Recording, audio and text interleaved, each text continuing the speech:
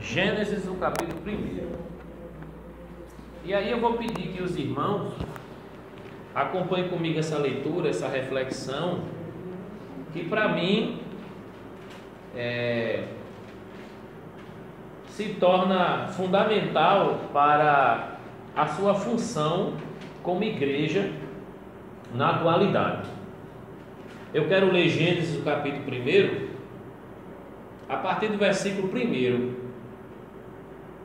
No princípio, Deus criou os céus e a terra era sem forma e vazia, e havia trevas sobre a face do abismo. Mas o Espírito de Deus pairava sobre a face das águas. E disse Deus: haja luz, e houve luz. E Deus viu que a luz era boa, e fez separação entre a luz e as trevas. Aqui, a expressão que eu quero trazer para a nossa reflexão de hoje é sobre a situação da terra no seu período caótico. Deus criou os céus e a terra, sim, mas a construção processual desta terra e deste céu, ela foi acontecendo gradualmente, progressivamente, à medida em que Deus concluía, Ele chamava aquela conclusão de dia. E aí nós podemos perceber que havia há uma descrição no texto de como a terra era, sem forma e vazia. E o que poderia se encontrar era trevas. E aí Deus fez aparecer a luz, viu que a luz era boa e fez separação entre a luz e as trevas. É a partir disso que me interessa agora a discussão. Eu quero falar sobre a igreja, o crente ou o cristão como luz para este mundo. E se nós não fizermos a diferença entre o que é treva e o que é luz, não vai ter diferença entre igreja e mundo. Vão fazer a mesma coisa, vão pregar a mesma coisa e vão estar do mesmo jeito. E não precisa andar muito para poder perceber que o mundo está na igreja, a igreja está no mundo e há uma lama misturada enquanto a água é jorrada. A água não está limpa. O que está sendo pregado não é água limpa, há uma mistura no lamaçal do pecado que o mundo oferece. Então, a partir dessa reflexão, a gente vai para Mateus, o capítulo 5, e aí a gente encontra Jesus fazendo recomendações. Mateus, o capítulo 5. É no Sermão da Montanha que Mateus ele registrou essas recomendações de Cristo, a partir do versículo 13. A igreja é o tempero da terra e o luzeiro do mundo. Dá para repetir isso? A igreja é o tempero da terra e o luzeiro do mundo.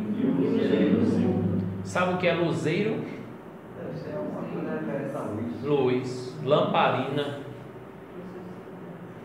Quando Deus colocou o sol para iluminar o dia e colocou a lua para iluminar a noite, Ele disse que esses luzeiros, esses astros, governariam aquele momento em que ele estava aparecendo. Enquanto há aquela luz do dia, quem governa é o sol. Enquanto há aquela luz da noite, quem governa é a lua.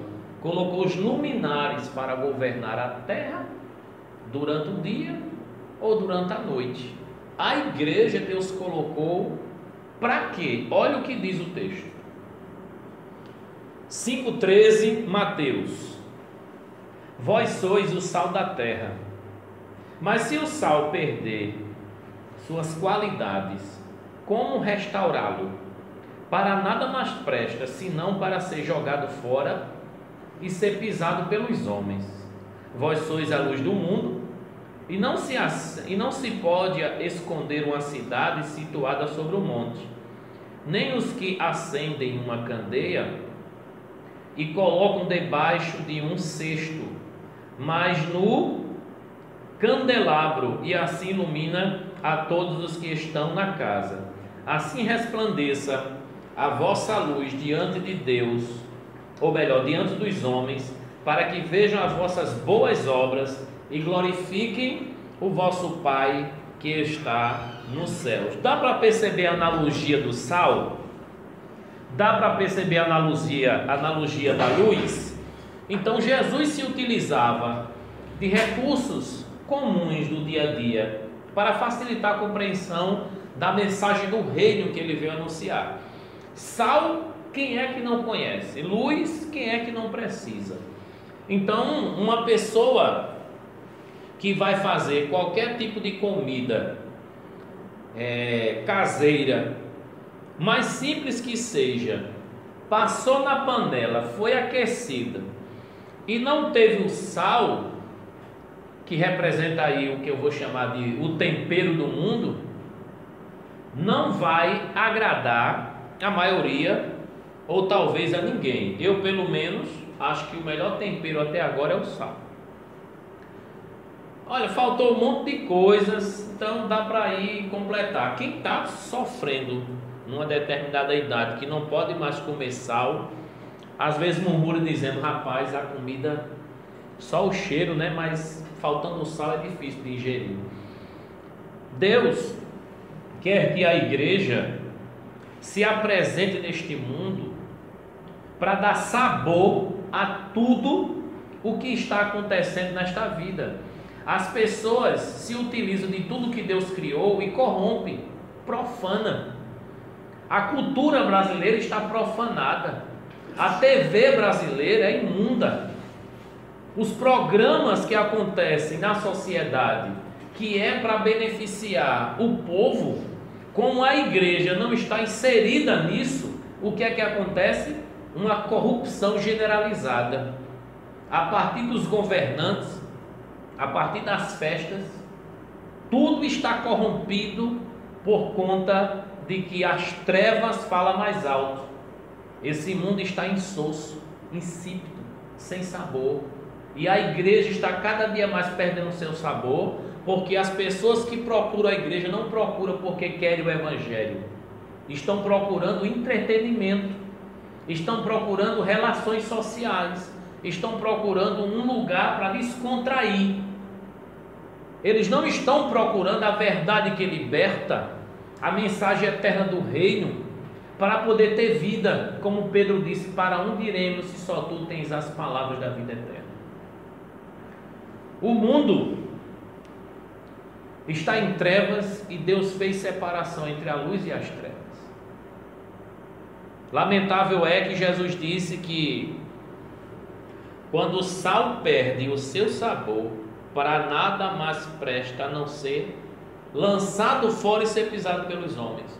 Você acha que vai acontecer o que com a igreja brasileira daqui a 20 anos, 30 anos, 40 anos? Se ela não preservar a verdade do evangelho do jeito que está escrito, vai acontecer como muitas igrejas na Europa, muitas igrejas nos Estados Unidos, que esfriaram de tal forma, é o que eu chamo no livro Anorexia Espiritual, esfriaram de tal forma, afundaram de tal forma, que quando as pessoas falam de igreja, pensam em uma instituição falida. Em uma época muito passada, estão vivendo em um período pós-cristianismo. E a degradação social de uma comunidade depois que o cristianismo passa por ela e morre, é coisa fora do comum, é imensurável. A igreja vai ser pisada pelos homens, vai ser lançado fora, não vai ter sentido nenhum para esta igreja. A igreja, ela deve ser o tempero do mundo, da mesma forma como deve ser o luzeiro da terra. Nós aprendemos com Cristo, né, nesse comentário de Mateus 5, do 13 ao 16, de que se uma cidade for construída sobre um monte, todos vão ver. de que uma lâmpada não deve colocar debaixo de um cesto, mas deve se colocar num velador, num alqueire, para iluminar todos que estão na casa. Jesus dá uma ordem, uma determinação, dizendo: assim brilhe a sua vida, para que os homens vejam as suas boas obras e glorifiquem o vosso Pai que está no céu. Já imaginou você viver de tal forma que as pessoas, ao conhecer ou conviver com você, diga: graças a Deus por eu ter conhecido essa pessoa, louvado seja Deus por sua vida na minha vida. Por gentileza, apaga as duas, só para a gente perceber o que seria uma realidade, né? O que seria uma realidade sem luz. Se desse uma olhada espiritualmente para o Brasil, para a igreja brasileira, seria assim? Os cultos, as reuniões, onde as pessoas não se enxergam como realmente são, onde as pessoas não percebem por onde estão andando e no que está tropeçando. A Bíblia diz que o Espírito de Deus pairava sobre a face das águas lá no Gênesis, mas havia trevas sobre a face do abismo. Esse mundo é um abismo sem fim. As trevas tomam conta de uma forma imensurável das famílias, da sociedade, e a igreja está sendo bombardeada por isso. E nós, como luz, basta acender uma luzinha só e as pessoas vão olhar justamente para aquela luz que acendeu, porque elas estão no escuro. Agora, se de repente você não está brilhando como Jesus pediu, e se de repente nós não fizermos o que Jesus ordenou, pode acender,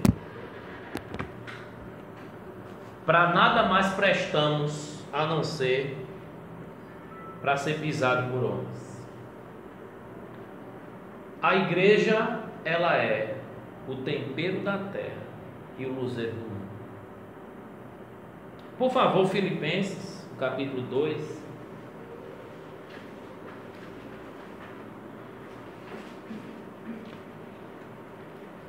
Filipenses, do capítulo 2, e o versículo 14 e o 15.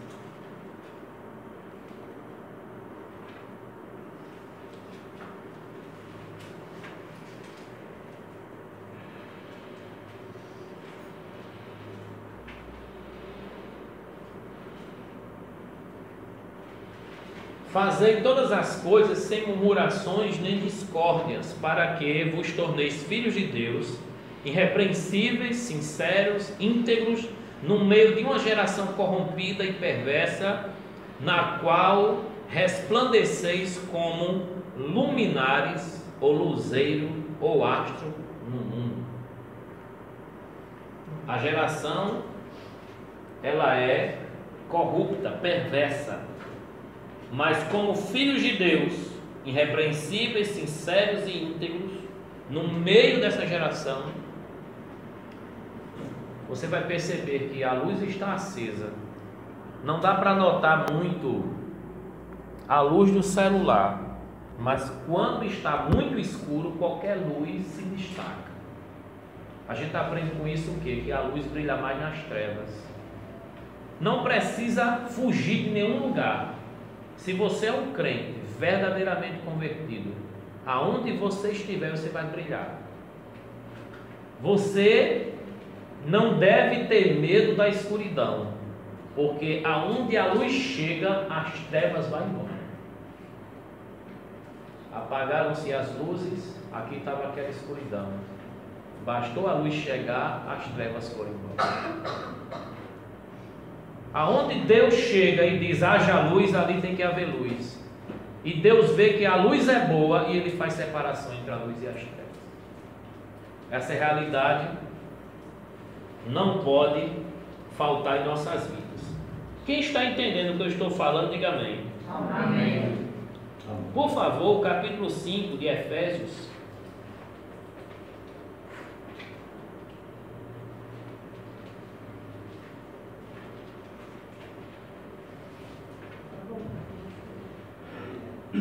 Capítulo 5.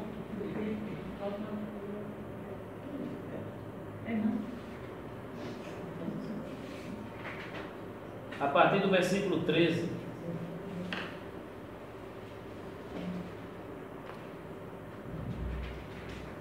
Cinco, 13.